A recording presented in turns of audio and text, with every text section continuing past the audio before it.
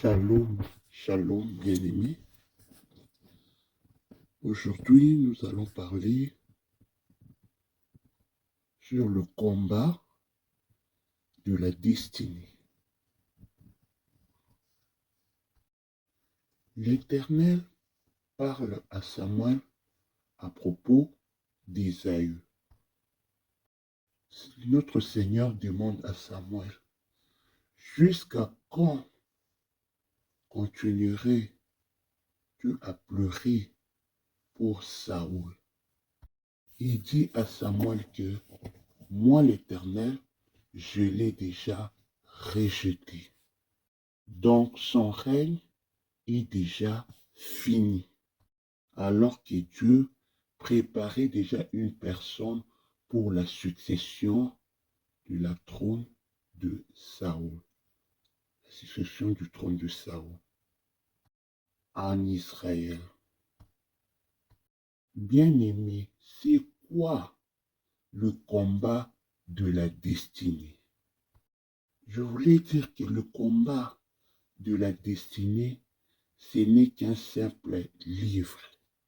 Un simple livre et un guide qui est basé sur la sagesse biblique, qui nous aidera à découvrir notre destin divin et à surmonter les obstacles qui se dressent devant nous. Bien-aimés, écoutez bien ces définitions du combat de la destinée. Écoutez très bien. On nous a dit que c'est simplement une livre, c'est-à-dire une livre, c'est-à-dire il y a une livre qui est ouvert sur toi.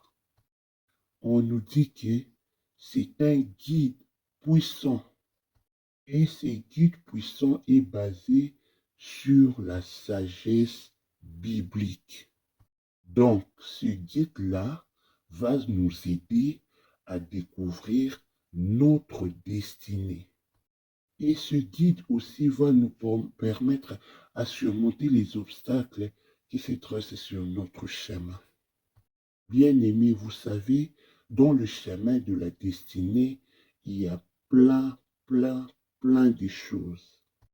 Parce que quand le diable a la connaissance de ta destinée, il se présentera toujours devant ton chemin pour t'empêcher de ne pas arriver dans ton rendez-vous.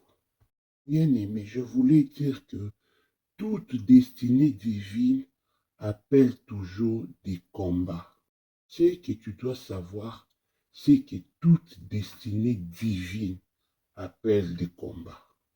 Bien-aimé, destinée ebendaka toujours bitumba. Surtout ce qui nous a appelé ya kosalela Nzambe. Ce qui nous a élus. Ce qui nous a moponami. Bien-aimé, je voulais dire à une personne en ce net moment que tu as une destinée meilleure qui est devant toi. La destinée, c'est l'adresse favorable. Un meilleur endroit où Dieu a préparé de te mettre avant de savourer les meilleures choses dans ta vie. Oh, gloire à Dieu, gloire à Dieu. Bien-aimés, dans le chemin de la destinée, nous pouvons être surpris de la destruction des moyens utilisés. Bien-aimé, je voulais te dire que Dieu a une solution bien réservée pour ta situation. Tu peux être surpris de beaucoup de situations dans ton parcours. Je voulais te dire que malgré toutes ces situations-là difficiles, Dieu a toujours réservé une solution pour chacun de tes problèmes, chacun de tes soucis, chacun de tes inquiétudes. Il y a toujours une solution que Dieu a réservée pour toi. Le problème est qu'il faut toujours rester dans la présence de Dieu, dans la présence, demeurer toujours dans les pieds de Jésus-Christ. Oh, gloire à Dieu. Quand Saoul avait reçu l'appel d'aller oindre le nouveau roi, il fallait que Samuel utilise la sagesse pour savoir comment il va aller oindre ce nouveau roi. Parce que il risquait même sa vie. Si Saoul le savait, il allait le tuer avant même qu'il puisse aller le faire. Il avait besoin de la sagesse. Parce que Samuel disait à Dieu, si Saoul apprenait qu'il est allé oindre un nouveau roi, il le mettrait à mort. Et Dieu lui avait donné les moyens pour oindre la personne qu'il avait choisie pour diriger Israël. Samuel avait dit à Saoul que je suis venu offrir à Dieu un sacrifice. Il a dit à Saoul qu'il est venu offrir à Dieu un sacrifice. Mais j'aimerais inviter Isaïe dans ce moment-là de l'offrande. Or que Dieu avait choisi quelqu'un dans cette famille-là d'Isaïe. Et c'est là où le roi d'Israël sortira. Bien-aimé, je voulais te dire que tu as une destinée meilleure. Je te rappelle encore une fois que tu as une destinée meilleure. Tu dois t'accrocher, bien-aimé. Tu dois t'accrocher. Ne lâche pas. Ne pense pas que tu vas réussir dans ton parcours avec facilité. Quand tu as une destinée meilleure, tu seras toujours combattu. Mais jamais, jamais, alors jamais abattu. Laisse-moi te dire, il y a aussi beaucoup qui sortent, qui réussissent dans leur destinée sans toutefois avoir reconnu beaucoup de combats. Mais parce que toi, tu as une destinée meilleure et tu es un élu de Dieu, il faut des sacrifices. Il faut des sacrifices. Accroche-toi. Accroche-toi. Tout. Rappelle-toi toujours que tout concourt pour les biens de ceux qui aiment Dieu. Tout, sans exception, concourt pour les biens de ceux qui aiment Dieu, de ceux qui sont appelés selon son dessein. C'est dans ce moment-là que Dieu a porté son regard sur la famille d'Isaïe. Au moment où Samuel disait à Saoul, j'ai besoin d'Isaïe pour offrir à Dieu en offrande. Goliath combattait, mais il ne connaissait pas sa destinée. Saoul aussi ne connaissait pas sa destinée. Il n'avait pas la connaissance de sa destinée. Je voulais te poser cette question en tant que servant de Dieu, ou serviteur de Dieu, ou enfant de Dieu, ou encore quelqu'un que Dieu a créé à son image et à sa ressemblance. Connais-tu là où tu vas? Oh, laisse-moi te dire, si tu connais là où tu vas, gloire à Dieu. Mais seulement accroche-toi, accroche-toi, accroche-toi. Bien-aimé, David avait trouvé grâce aux yeux de Dieu, car Dieu avait rejeté Saoul. C'est en ce moment-là que C'est en ce moment-là que David avait trouvé grâce aux yeux de Dieu. Au moment où Dieu avait rejeté Saoul, en ce moment-là, David avait trouvé grâce aux yeux de Dieu. Je voulais te dire que toi aussi tu as trouvé cette grâce auprès de Dieu. Tu as trouvé cette grâce d'avoir un ministère. Tu as trouvé cette grâce d'avoir une vie à vivre encore. Parce que tu vis encore, il y a de l'espoir. Il y a toujours de l'espoir pour ceux qui sont vivants. Je voulais te dire que tu as la grâce d'avoir euh,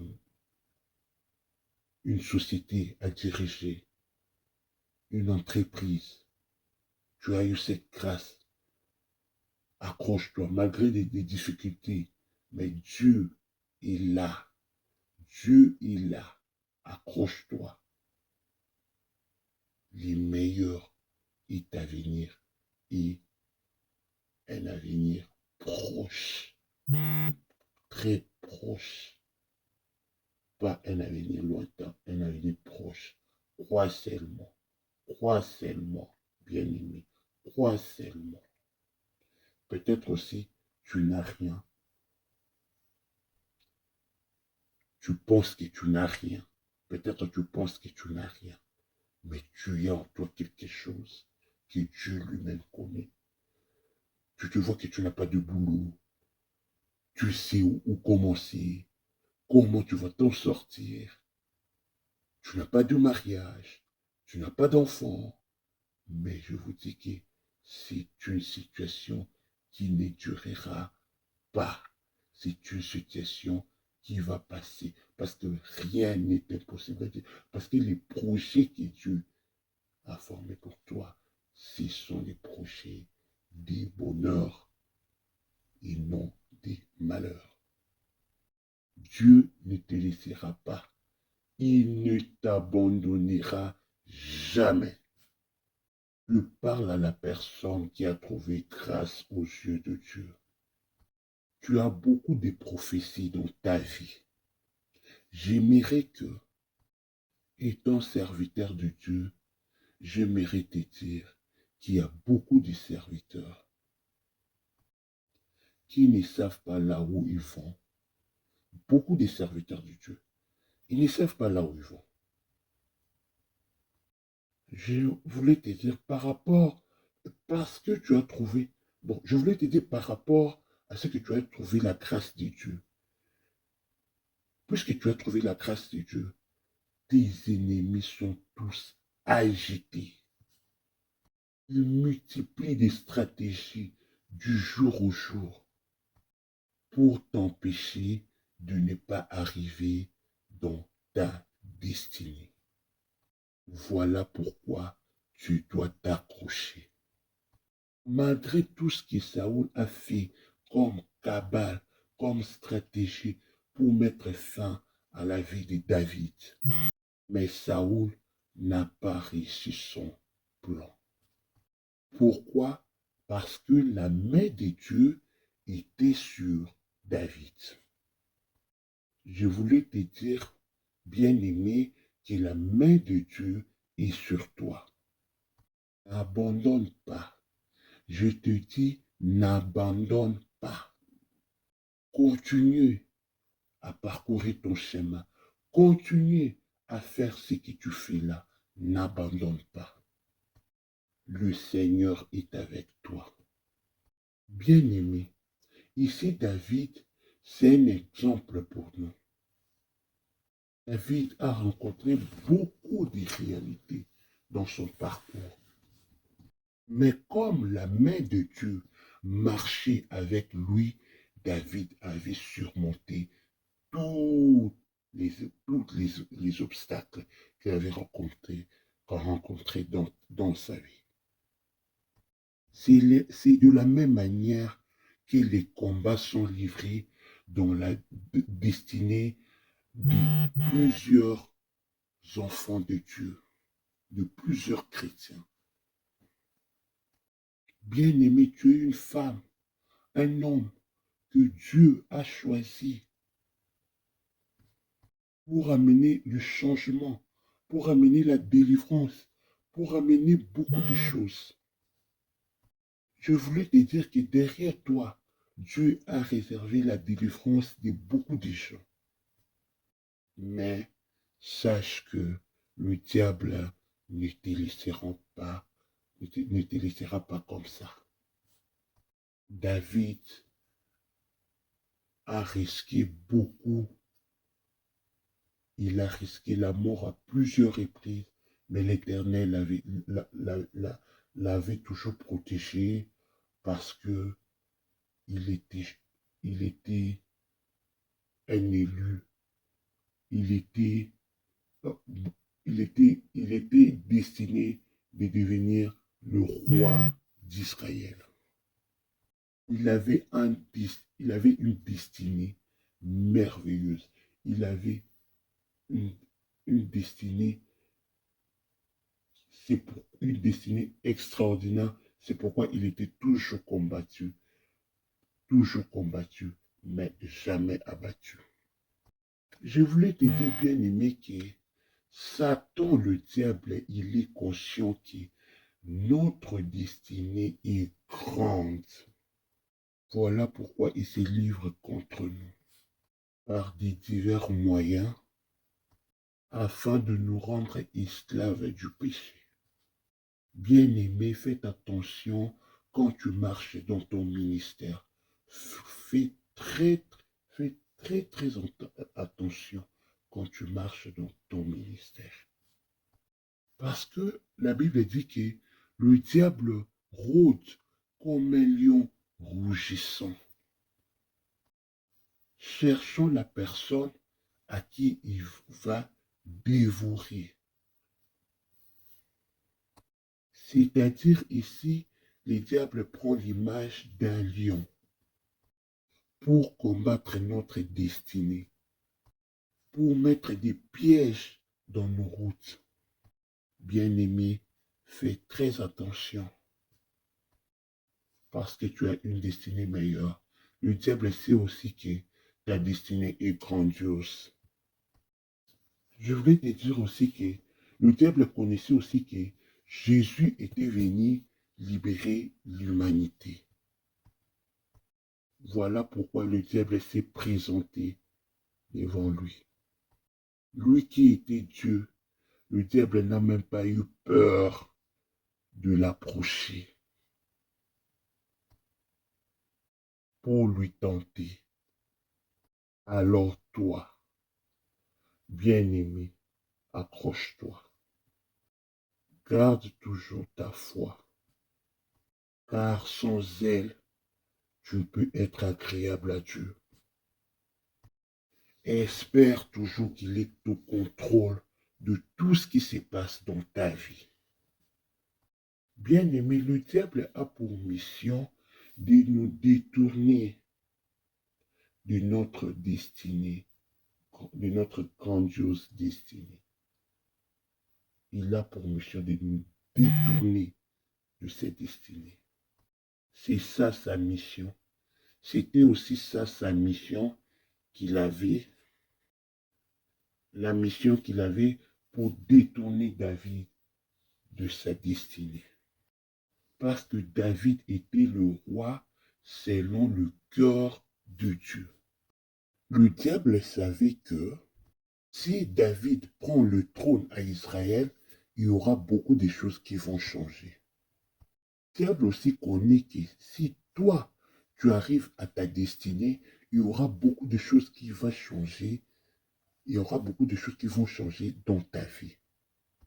Il y aura beaucoup de choses qui vont changer dans ton ministère. Pourquoi pas même dans ta nation? Il y aura beaucoup de choses qui vont changer.